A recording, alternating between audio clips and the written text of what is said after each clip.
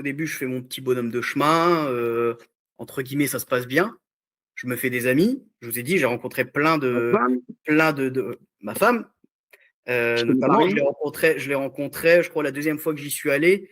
Après leur pseudomesse, en fait, on se réunit entre jeunes, on va manger, puis après l'après-midi, on fait le tour des églises de Paris, on fait un chapelet, on prie, ou alors on traîne, quoi, on fait des activités. Euh, Elle était très convaincue, votre femme?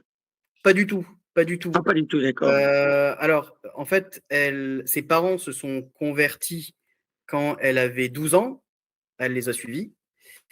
En fait, c'est pas qu'elle n'était pas convaincue, c'est qu'elle y était, quoi. Tout simplement. C'est ça, c'est ça. Elle a suivi ses parents.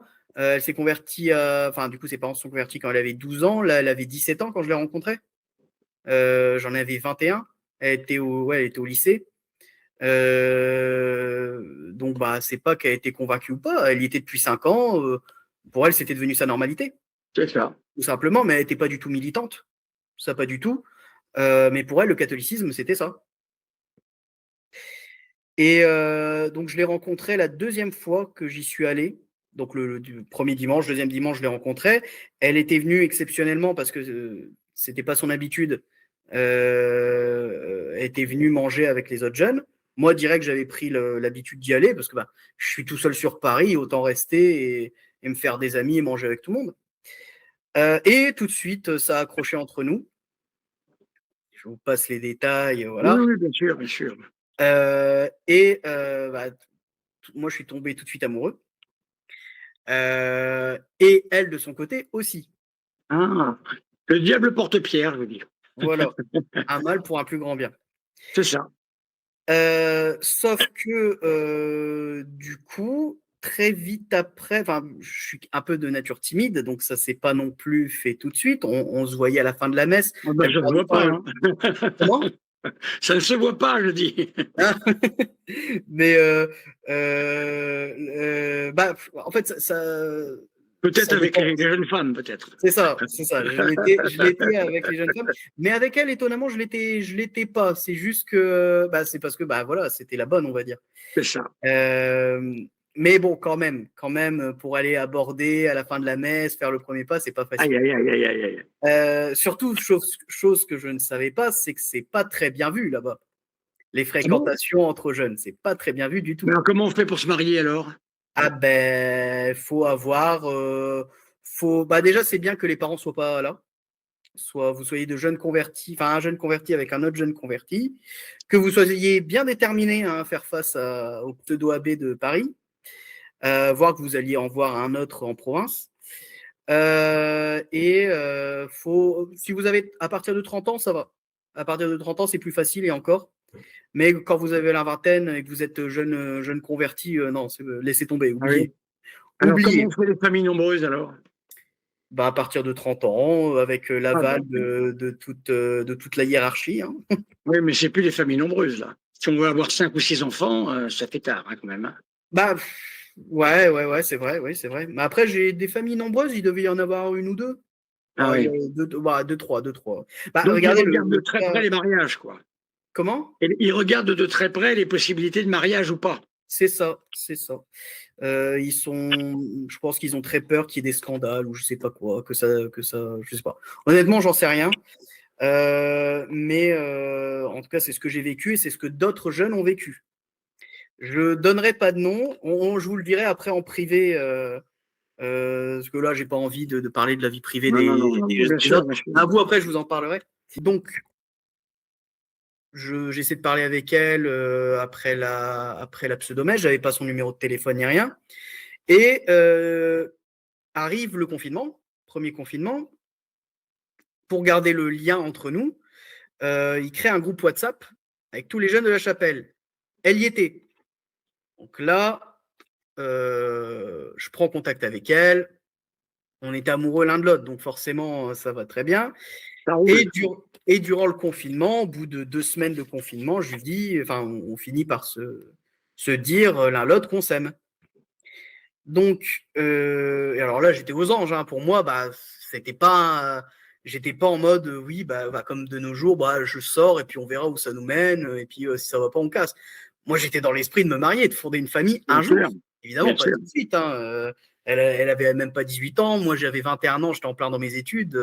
Mais je lui ai dit honnêtement, moi, je t'aime. Et pour moi, l'amour, c'est le mariage. Je suis pas venu ici pour faire de la demi-mesure ou pour. Je pense je pense que du coup, quand ça a été découvert, on a dû croire que j'étais venu à la chasse aux filles ou je sais pas quoi. Mais bon, c'était pas le cas. Du coup, pendant un mois, là, les un mois de confinement, on parlait par message. C'était très beau, très chevaleresque, très amour courtois, voilà. Très bien. Et puis, un jour, j'ai plus de nouvelles. Et en fait, ses parents ont découvert, ils ont fouillé dans son portable et ils ont découvert la relation. Et alors là, c'était la fin du monde. C'était la fin du monde. C'est devenu une affaire d'État, une affaire de chapelle. J'ai été, leur pseudo abbé m'a tiré l'oreille. J'en menais vraiment pas large. J'ai dû écrire une lettre d'excuse aux parents. J'avais plus le droit de parler avec elle, hein, interdiction. Hein, Qu'est-ce que vous aviez fait? Vous n'aviez rien fait du tout. L'amour courtois, qu'est-ce que ça veut dire, ça? Vous avez toujours fait. Ben, parce que je lui disais je t'aime Et alors? L'amour et, courtois, ça. et que j'ai parlé de mariage. Vous l'avez Pas pour courtisé. là, pas pour Vous là, l'avez mais courtisé. C'est tout. Et alors? bah, du coup, ça ne se fait pas. Ça ne se C'est fait pas incroyable. parce que bah, je suis pas passé par les parents. Ça Je se fait suis pas pas dans la passé. cavalerie. Ne m'on passe par les parents dès lors qu'on passe aux fiançailles ou au Ben, mariage. je suis pas passé par les parents. Je suis pas passé par le pseudo abbé. Ah oui. Et ses Il va parents dire ne aux jurent gens. que par ce pseudo abbé, hein, celui de Paris. Ah oui. Et j'étais nouveau. J'étais nouveau. Quel drame. Quel J'étais drame. là depuis 3 mois à l'époque du confinement, donc quatre Ah mois oui. quand ça a été découvert. Donc vous êtes passé pour un séducteur, en fait, là-dedans. Bah, je pense. Je Ouais. pense honnêtement. Bon, je pense que quand même leur pseudo abbé de Paris a bien vu avec les confessions et puis à me côtoyer que c'était pas trop le cas. Mais peut-être que pour les parents, je suis passé pour ça, je sais pas. Donc après, il y a eu la confrontation avec les parents. C'était pas glorieux, hein. C'était clairement pas glorieux. Et j'avais interdiction formelle de lui parler, hein. Mais elle, de son côté, donc moi, j'ai voulu faire bien les choses. J'étais honnête. On m'a dit pas lui parler. Je lui parlais pas. Bah, de toute façon, elle avait plus de portable. Comment j'aurais pu lui parler vu que à la fin de la messe directement, bah déjà c'était le confinement, hein, c'est la fin du confinement. Après c'est reparti tout doucement. Et puis à la fin de la messe, de leur pseudo-messe, du coup, elle retournait avec papa et maman à la maison. J'avais pas trop l'occasion. Et puis, bah, moi, on m'a dit pas lui parler. Je voulais bien faire les choses et je me suis dit, bon, avec le temps, ça va finir. On s'aime. Elle va pas ne plus m'aimer du jour au lendemain parce que ses parents lui disent de plus m'aimer. C'est plus compliqué que ça. Donc, je me suis dit tôt ou tard. Sauf que elle a repris contact avec moi dès qu'elle en a eu l'occasion, par téléphone. Et elle me dit, mais mes parents, tu sais. Bah, de base, d'ailleurs, quand on t'es dit qu'on s'aimait, elle m'avait dit surtout, faut pas le dire à mes parents. Donc déjà, elle savait. Elle savait comment ça allait se passer. Parce que tout ça, c'est des sujets tabous chez elle. Ah oui. Mais bon, bref, elle a repris contact avec moi. J'étais aux anges. J'étais quand même, pardonnez-moi l'expression, mais le cul entre deux chaises. Qu'est-ce que je fais? J'obéis ou je laisse parler mon cœur? Au début, ça a été compliqué. Puis, bah, j'ai dit, bah, si, je vais lui parler. Je vais continuer à lui parler, mais en cachette. Mais je m'en voulais, hein, pour les confessions, c'était compliqué, hein, de pas. Donc en fait, ce que je faisais, c'est que je me confessais surtout à un autre pseudo abbé qui venait de temps en temps à Paris. Et que vous avez vu qu'il y avait le secret de confession ou pas? Oui, oui, oui, Oui. mais j'avais pas confiance dans le pseudo abbé de Paris, hein. D'accord. Lui, il s'en serait servi, hein, c'est certain. C'est Donc, toutes certain. les confessions sont évidemment invalides, même avec un vrai prêtre, parce qu'il faut avoir le pouvoir. Ils n'ont pas le pouvoir de confesser. Je sais très bien qu'il aurait. Bah, je pense pas qu'il aurait révélé que je parlais à cette fille en cachette, mais Mais il l'aurait utilisé. voilà, il aurait agi en conséquence malgré tout. C'est ça, il l'aurait utilisé. Ce qu'on n'a C'est pas le ça, droit de faire en confession. c'est ça, c'est ça. Je m'étais même confessé à l'abbé Moureau, l'un des fondateurs de l'IMBC, quand j'avais fait une retraite spirituelle à Raveau. D'ailleurs, à cause de cette histoire, le pseudo-prêtre de Paris m'a dit, faut que vous fassiez une retraite spirituelle à Ravo. C'est un tube celui-là aussi, ce Moreau, là, je ne le connais pas, le Moreau. Non, c'est un Fraternité Saint-Pidis, c'est l'un des 4 fondateurs de l'IMBC dans les années 80. Ah oui, alors donc lui, c'est un vrai prêtre, c'est ça. C'est un vrai prêtre, un ancien, avec l'abbé Ricossa et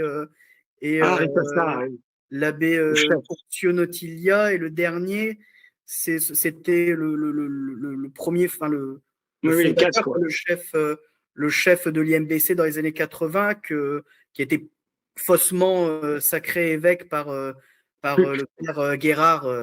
C'est ça, le faux évêque Guérard. C'est ça, le faux évêque Guérard. Avec la fausse théorie. Il y a beaucoup de faux là-dedans. C'est ça. Et du coup, pour terminer avec ma femme, donc relation secrète qui a duré plusieurs mois. Petite anecdote, une fois, au bout de plusieurs mois, ses parents finissent par se dire, bon, ils sont plus en contact, elle l'a oublié. De toute façon, le pseudo-abbé de Paris m'avait dit, hein, vous inquiétez pas, dans 2 semaines, elle vous aura oublié. Les femmes, c'est comme ça. Dans 2 semaines, elles vous auront oublié.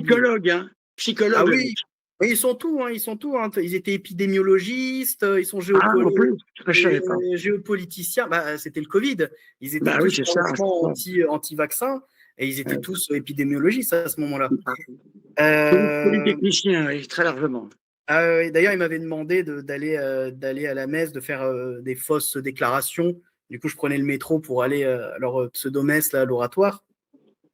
De temps en temps, pas tout le temps, parce qu'il n'y avait pas beaucoup de place et il ne fallait pas non plus éveiller les soupçons des autorités. C'était petit à petit, donc chacun son tour, entre guillemets, par petite portion. Puis je vous ai dit, il n'y a pas grande place à leur oratoire. Je ne sais pas si depuis, d'ailleurs, ils n'ont pas changé de lieu. Bref, ma femme s'était cachée. Une fois, au bout de plusieurs mois, ses parents se disent, bah, c'est bon, elle l'a oublié. Donc, ils lui autorisent à aller le dimanche, après la messe, ressortir avec les jeunes pour aller manger. Et bah là, bon, on est entre jeunes, certains jeunes étaient dans la confidence, ils comprenaient d'ailleurs pas pourquoi il y avait eu tout ce scandale. Et du coup, bah, on se met à parler, elle et moi, mais on parle juste, bah, forcément, on est amoureux, on s'entend bien. Mais on n'est pas là à s'appeler ma chérie ou je sais pas quoi. C'est la vie, ça, c'est la vie. Hein. C'est ça. Sauf qu'on a été balancé par je sais pas qui était au courant et qui a été dire ils parlent entre eux, ils sont un peu proches. Et notamment quelque chose qui a fait scandale, c'est qu'on allait donc dans les églises pour visiter les églises de Paris. Et pour sortir d'une église, je lui tiens la porte et je la prends par l'épaule pour la faire sortir. Enfin, pour l'accompagner dans le mouvement pour sortir. Oh là là. Il y a eu un attouchement. Oh là là. Je l'ai attouché et mais c'est vraiment ça, hein, c'est pas j'ai mal interprété. Oui, c'est des puritains. C'est ça, parce qu'on m'a vraiment mimé le geste que j'aurais fait, hein, c'était vraiment ça. C'est des puritains, ça ne fait pas. Donc bon, bah, à nouveau scandale, j'en ai pris pour mon grade, je vous dis pas à quel point. Donc ça repart dans la clandestinité, tout ça. J'ai beaucoup de mal intérieurement à supporter la situation, mais je l'aime, donc et puis je me dis, bah mince, on fait rien de grave, donc je vois pas pourquoi. Et puis elle, de son côté, bah, le problème, c'est que elle était pareil entre son amour pour moi et ses parents.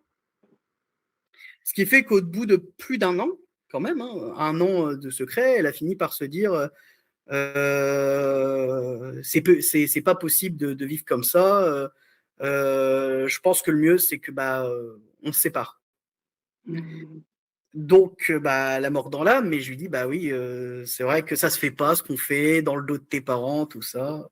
Et elle va tout balancer, du coup, elle va se confesser au faux abbé de Paris. Alors là, il a découvert que depuis tout ce temps-là, alors que j'avais dit que je serais plus en contact avec elle, en fait, j'étais en contact avec elle. Alors là, j'étais devenu persona non grata. La fois suivante où il m'a vu, c'était même plus bonjour Francesco, c'était bonjour monsieur. Donc il a utilisé ce qu'il a reçu en confession. Alors, c'était peut-être pas une confession, peut-être c'était juste un entretien entre elle et moi. Mais en tout cas, bon voilà quoi, c'était bonjour monsieur, il me serre pas la main, j'ai plus confiance en vous, patati patata. À partir de là, j'ai dit bon ok, c'est bon, là j'ai compris. Je vais plus faire très long feu là-dedans. C'était vraiment devenu une ambiance anxiogène, hein. J'allais à la messe, j'avais la boule au ventre à chaque fois que j'allais à leur pseudo-messe. Donc voilà. Mais bon, au bout d'une semaine, en fait, ma femme est revenue. Elle s'est dit, bah, j'ai essayé, mais parce que bah, mes parents me mettent la pression et qu'en plus, apparemment, il y aurait comme quoi, bon, il y avait déjà quelqu'un d'autre de prévu, hein, en fait. Il y a ça aussi, hein. Ah, Euh, c'est ça. ah, c'est ça. Les parents avaient déjà, avec une autre famille, prévu, ah, mais tiens, ce serait pas mal ta fille avec mon fils, etc. Il habille certainement. Lui, je sais pas, parce que lui, vraiment, ces trucs-là, il était frileux, hein. Vraiment, les histoires de couple, tout ça, il fallait pas lui en parler, hein. Ah bon. Et enfin, de moi, de ce que j'ai compris. Mais du coup, elle est revenue. Mais à partir de là, pour elle aussi, c'était insupportable cette situation. Donc, elle a commencé de plus en plus à être dans la rébellion vis-à-vis de ses parents. Elle a même fait une première fugue. Elle y est retournée au bout de 3 jours. Je lui ai dit, écoute, qu'est-ce que tu veux faire? Bon, à ce moment-là, elle avait eu, je vous ai dit, je l'ai rencontrée à 17 ans. Elle avait 18 ans à ce moment-là. Elle était devenue majeure. Vous pouvez l'enlever là.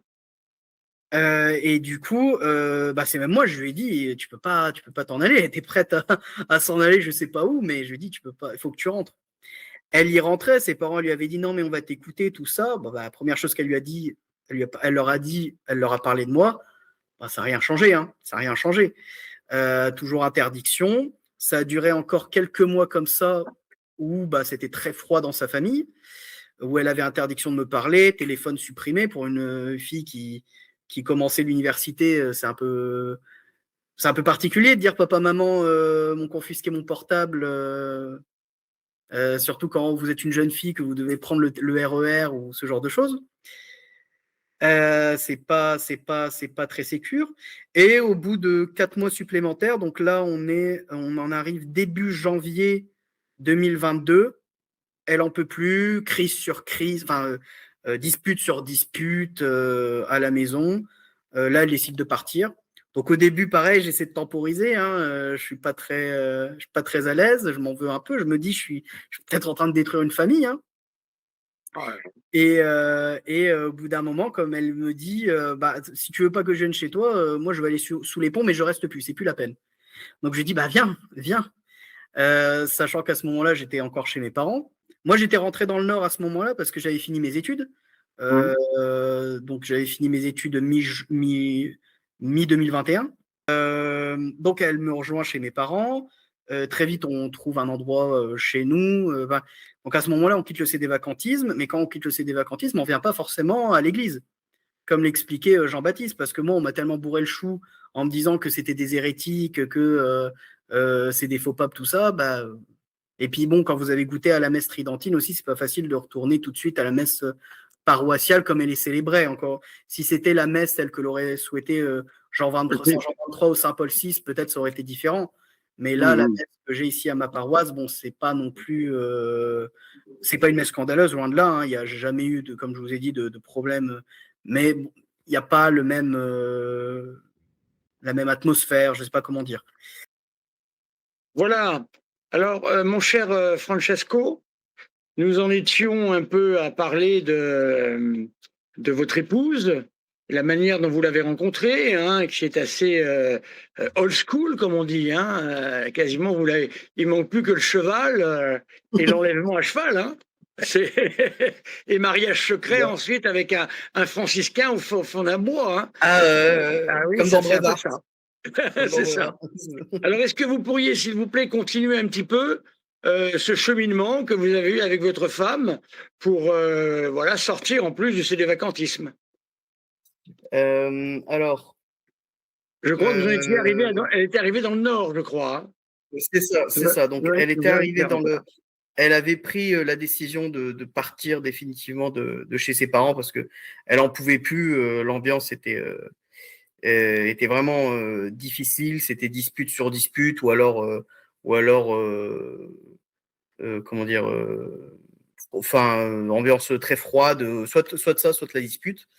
Donc, au bout d'un moment, elle voulait partir. J'ai fini par lui dire, bah, écoute, viens dans le Nord. Mes parents sont d'accord. Au début, ils avaient un peu peur, hein. Ils se sont dit, mince, dans quoi on s'embarque? Même moi, j'étais pas très, très confiant, mais écoutez, on s'aimait, on savait Elle était les majeure. sentiments. Elle était majeure, bien sûr, elle était devenue majeure à ce moment-là. On savait les sentiments qu'on avait l'un pour l'autre. Et puis la situation, je vous dis, 2 ans à se cacher. Incroyable. 2 ans à se cacher et avoir toujours peur qu'on me balance, parce que comme je vous ai dit, il y avait des petites, comment dire, les golems de la baie, comme on les surnommait, qui avaient leurs yeux et leurs oreilles un peu partout. Donc, elle est partie, elle m'a rejoint dans le Nord. À l'époque, j'avais donc terminé mes études et j'étais reparti chez mes parents. Et je cherchais un travail. On est resté très peu de temps chez mes parents parce que ma grand-mère est décédée. Et donc, on est parti vivre chez mon grand-père pour lui tenir compagnie pendant plusieurs mois. Et au bout d'un moment, moi, j'ai trouvé un travail et on a pu emménager ensemble. Donc, quand elle m'a rejoint, honnêtement, moi, c'est des vacantismes et de manière générale, la religion, fallait plus trop me parler de tout ça. Tu t'es gavé, quoi. J'avais été gavé parce que j'avais été vraiment un CD-vacantiste convaincu. Je ne sais pas si je l'avais dit du coup Et l'interview convaincant? précédente, mais j'avais refait le catéchisme, j'avais fait des cours d'apologétique, j'avais fait une retraite spirituelle à Ravaud dans la Nièvre où ils ont une de leurs bases. Hein, c'était là où vivait le père Guérard. Je devais même me préparer pour être servant de messe, mais ça s'est pas fait. J'ai intégré la chorale de l'IMBC, donc j'étais vraiment Ah, très investi. Hein. J'avais acheté tous les livres nécessaires à ma formation, pour ne pas dire mon endoctrinement.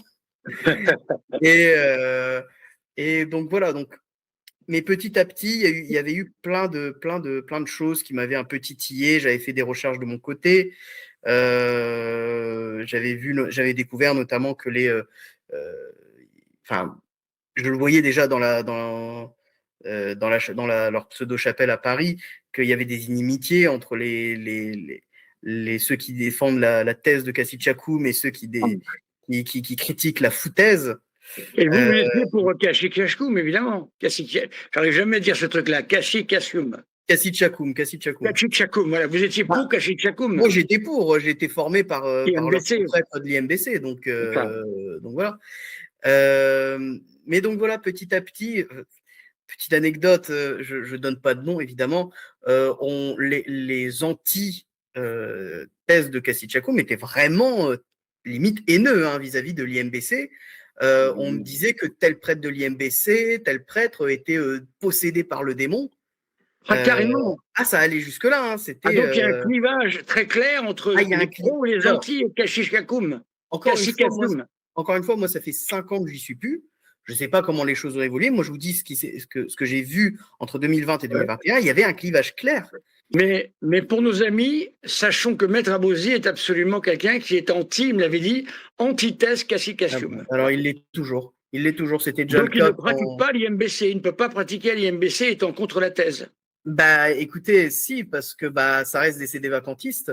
Donc, en soi, il y va pour recevoir les Que faux vous disiez tout sacrements. à l'heure qu'ils étaient très, très opposés, quoi, les uns et les Ils y vont autres. quand même. Ils n'ont pas le choix. C'est le seul point de messe, entre guillemets, à Paris. Il faut bien qu'ils y aillent pour recevoir leurs faux sacrements, mais Ah oui, il n'empêche qu'il y a une inimitié qui est forte et qui considère que la position de l'IMBC est fausse. d'accord. Mais comme ça reste des vacantistes, l'un d'eux m'avait déjà dit une fois, hein, un pro Abosi, enfin, là-bas on Oui, disait pas plutôt Abouzi. là-bas on disait plutôt un pro Abbé Grossin, Il est tellement euh, important, Abouzi, que oui. qui me Il sera ordonné disait, un jour. qui me disait, on y va pour recevoir les sacrements, mais c'est tout. Mais du coup, oui, il y avait vraiment ces deux camps-là. Et entre fidèles, forcément, ça se parlait. Mais si ça a commencé à invoquer la thèse, mieux vaut ne pas en parler. Mais C'est un peu comme la caricature de l'affaire l'affaire Dreyfus, oui. Dreyfus. Voilà, c'est un peu. Voilà. En plus d'être N'en un parlons spécialiste pas. de l'affaire Dreyfus, oui. La thèse de Cassie Chakoum, n'en parlons surtout pas. Et la case d'ensuite, ils en ont parlé. C'est Et ils sont ça, tous oui. en train de se. C'était vraiment cette ambiance-là. C'était vraiment cette ambiance-là. Mais Euh, attendez, est-ce qu'il existe une profession de foi qui permet de se reconnaître entre sédévacantistes, au-delà de la thèse Cassicassium, justement? c'est de Il y a dire un credo. Il y a un credo écrit, je veux dire, formulé ou pas? Non, non, Non. non, non, non, non, non, non, non, mais bon, à partir du moment où vous reconnaissez la vacance du siège depuis Saint-Jean 23, vous êtes des vacantistes en soi, donc C'est ça, voilà, c'est ça. tout simplement ça. C'est ça. Euh, du coup, ma femme, non, elle était en dehors de tout ça. D'ailleurs, elle, ça lui a posé absolument aucun problème quand elle est partie de chez ses parents Ah d'abandonner oui? des vacantismes, hein, pour le coup. J'ai eu beaucoup plus de mal parce que moi, j'y suis rentré par conviction. Elle y est rentrée. Intellectuellement, oui. Elle y est rentrée. Intellectuellement, j'étais convaincu. J'ai été convaincu. J'ai été Ça, convaincu. Quand elle est partie de Paris pour venir me rejoindre, la barque avait déjà été ébranlée entre tous les problèmes qui m'ont fait vis-à-vis de ma relation avec elle, les recherches que j'avais commencé à faire, les inimitiés que je voyais. Je me disais, où est la charité là-dedans? Où est l'unité? Où est la charité? Je veux dire, certes, dans notre église, dans l'église catholique, voilà, on le voit avec la fraternité Saint-Pédis, la fraternité, mais on est 1 milliard sur Terre. Eux, ils sont 10 000 en France et déjà, ça se bouffe le ça fou. serait. Donc, voilà. Où est la charité? C'était toujours dans la critique, dans la haine.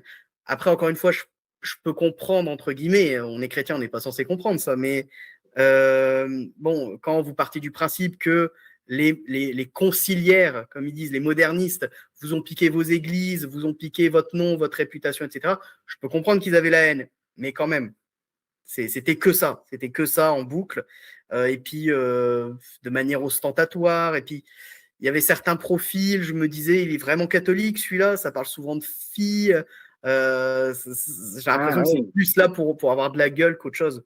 Je me souviens de trucs, par exemple, j'allais manger des fois avec certains d'entre eux, ils aimaient bien, on allait au restaurant, donc après la messe, je crois que je vous l'avais raconté qu'on faisait ça, avec certains d'entre eux, quand on allait au restaurant, avant de C'est pas manger, sûr. debout, à prier à voix haute, Ah devant tout oui. le monde. Alors ça a de la gueule, mais bon, Ah. c'est un état d'esprit. C'est un état d'esprit de toujours se montrer, toujours vouloir. Et Voilà. ça parlait beaucoup politique ou pas? Ah bah oui, de toute façon, C'est ça. vous rentrez pas dans ces milieux-là si vous n'êtes pas bien à droite, hein, Oui, c'est ça. si ce n'est à extrême droite. Ah Euh, oui. Moi, j'étais conservateur. Oui. J'étais pas d'extrême droite, j'étais conservateur. J'étais gaulliste, moi, avant d'arriver chez eux, avec des tendances royalistes. J'avais j'en ai toujours d'ailleurs, de la sympathie pour le royalisme, en tant qu'idée, non pas en tant que, enfin, en tant que principe plutôt, et non pas par nostalgie. Je n'ai pas d'origine noble ou quoi que ce soit. Donc, je sais très bien que aurait été ma place à l'époque de l'Ancien Régime. Euh, mais certains, oui. Bon, vous n'êtes pas à gauche quand vous êtes là-bas, c'est sûr, vous n'êtes pas à gauche, vous n'êtes pas du centre, vous n'êtes pas de droite modérée. C'est pas possible. Et donc, oui, on parle toujours politique. C'est intrinsèquement lié. C'est intrinsèquement lié. Moi, je vous ai dit, hein, si j'y suis arrivé, si j'ai commencé à m'intéresser à tout ça, c'est pas pour des questions liturgiques, c'est pas pour des questions doctrinales, c'est parce que je trouvais que l'Église était devenue immigrationniste et sur la question des LGBT. Mhm. Donc, c'est des questions sociétales, donc des questions Bien politiques. sûr, bien sûr. Voilà. Parce que moi, niveau liturgie, je connaissais pas. J'ai toujours été à la messe Saint-Paul VI telle qu'elle est pratiquée dans nos paroisses françaises, c'est-à-dire pas comme le Saint-Père aurait voulu qu'elle soit à Et l'époque là, du Concile. Mais moi, j'y connaissais rien, donc pour moi, c'était la normalité. À partir du moment où vous ne connaissez pas, vous n'avez pas de manque. Vous ne ressentez pas le mhm. manque de ce que vous ne connaissez pas, de ce que vous n'avez Bien sûr. jamais connu. Bref, du coup, bon, je vais y revenir avec. Mais je crois que vous m'aviez raconté une anecdote intéressante, c'est qu'une fois, vous avez participé à une messe, justement, Oui, le 21 janvier. c'est ça, c'est ça. Du coup, de par ma sensibilité royaliste, j'avais été une fois, quand j'étais à Paris à Sciences Po, j'avais été à une messe en requiem organisée en hommage à Louis XVI le 21 janvier, date anniversaire de sa mort, à l'église Sainte-Eugène-Sainte-Cécile. J'y vais, messe en latin, avec du grégorien, avec la totale. Le décorum, l'encens, les dorures, tout ce qu'on aime. À Dorian Thème. Ça, je ne sais plus. Ça, je sais Ouais, plus. d'accord. Ça, j'aurais pu vous dire. Mais par contre, latin grégorien, ça, c'est certain. Pour moi, c'était une messe tridentine. Ce que demandait Jean 23, il faut le préciser. C'est ça.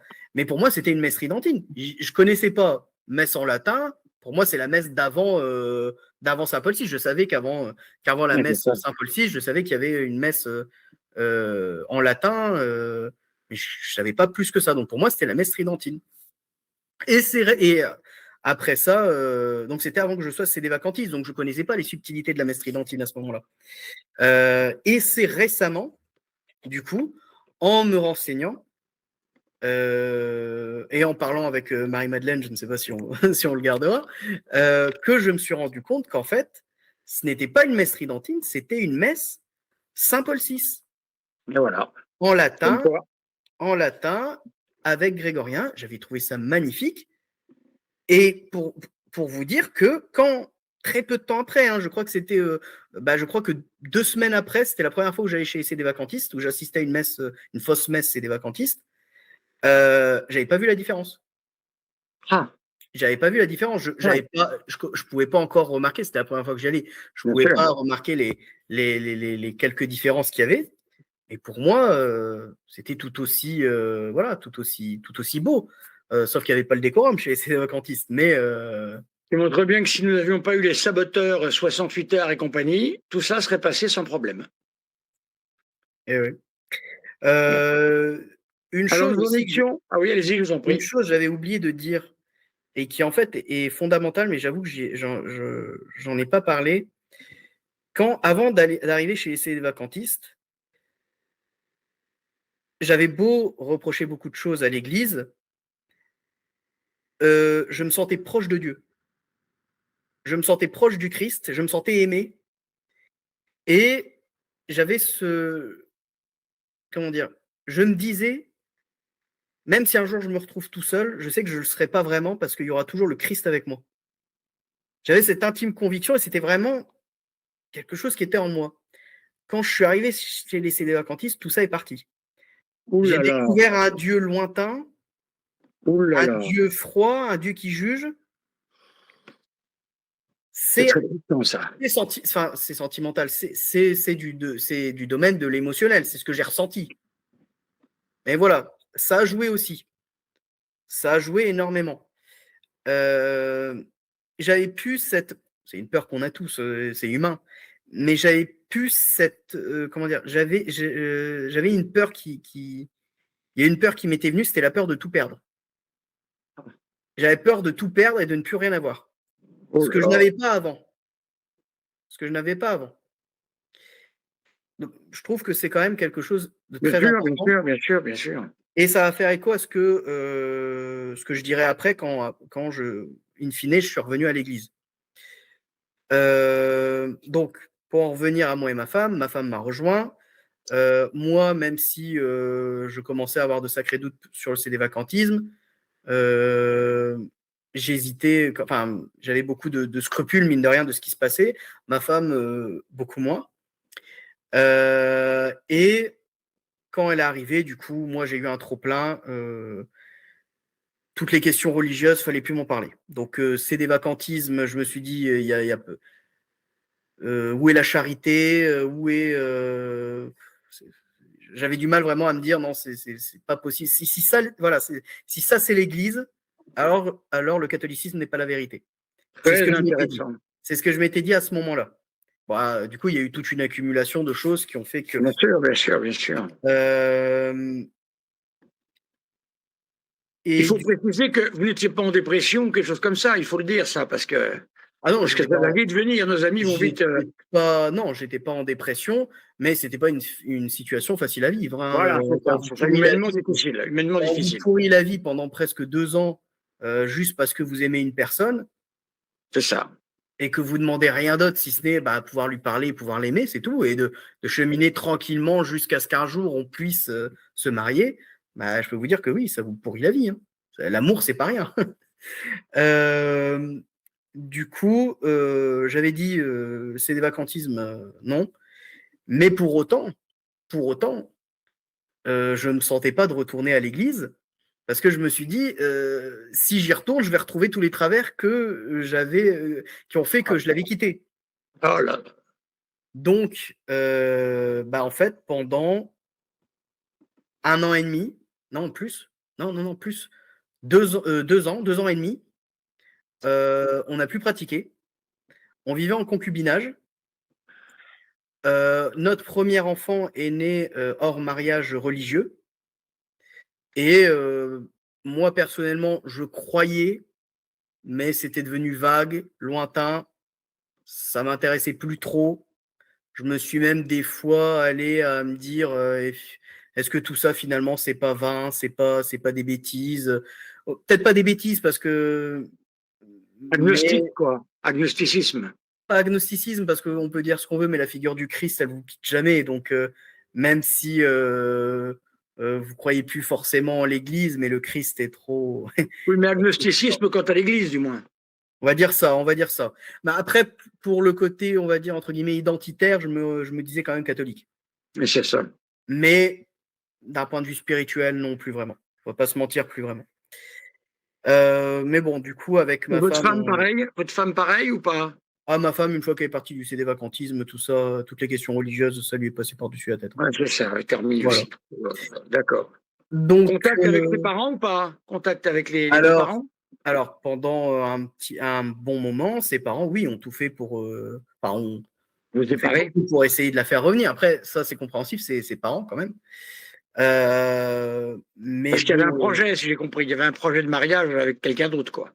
c'est pas qu'il y avait un projet de mariage, c'est que ils y pensaient. Mais c'était pas la raison. La raison, c'est juste qu'ils voulaient que leur fille soit pieds et mains liés et qui dispose de sa vie comme il l'aurait entendu, c'est tout. Et que moi, j'étais pas dans les projets et puis c'est tout. C'est ça. C'est juste ça, et que je suis arrivé comme ça, comme un cheveu sur la soupe et que ça n'a pas plu. C'est ça le truc. Donc oui, oui, pendant longtemps, ils ont essayé de la faire revenir, de la convaincre de revenir. C'était peine perdue, hein, ma femme voulait pas du tout revenir. Et, limite, celui qui avait le plus de scrupules, c'était moi. Ah. Parce que j'avais vraiment cette peur, enfin, de me dire, mais je serais jugé d'avoir détruit une famille.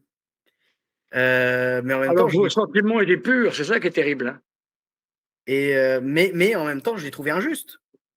J'ai trouvé injuste vis-à-vis d'elle, vis-à-vis de moi, vis-à-vis de nous. Bien sûr, bien sûr, bien sûr.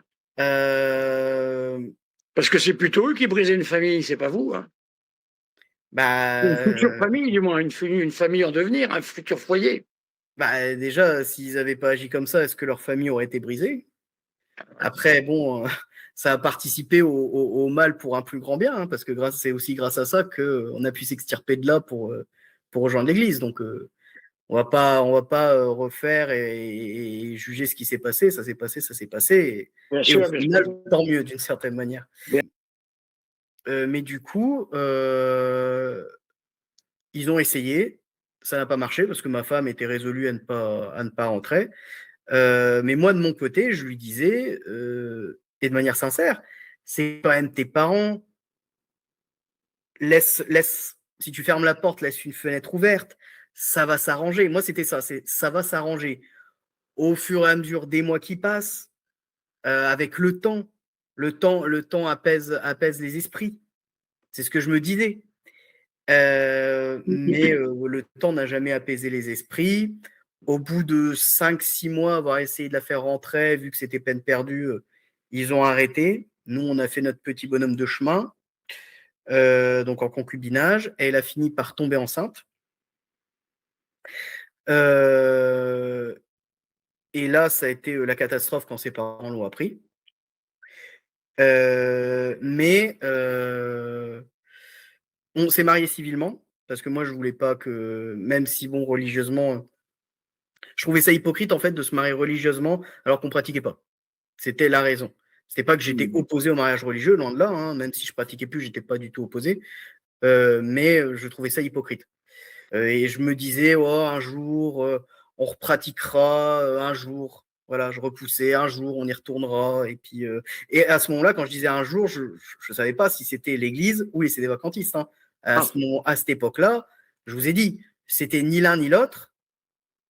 Mais je disais pas que le sédévacantisme était plus faux que l'Église conciliaire. Voilà, à l'époque, j'en étais encore à dire les conciliaires et les sédévacantistes. C'est juste que bon, je voulais aller ni chez l'un ni chez l'autre, mais je disais pas que l'un avait tort et que l'autre ne l'avait pas tort. C'est juste qu'il fallait plus me parler de tout ça.